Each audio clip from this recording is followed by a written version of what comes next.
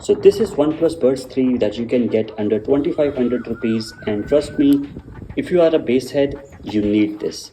So let's unbox, guys. Just crack open.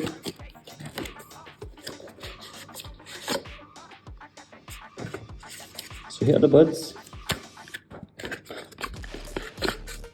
So first you have the user manual, extra silicone tips, sticker, and the USB-C charging.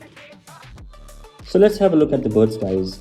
Here are the buds, gunmetal gray. Front side, it's all matte, whereas the part that will go inside your ear has some shine, which is glossy. Let's hear the hinge.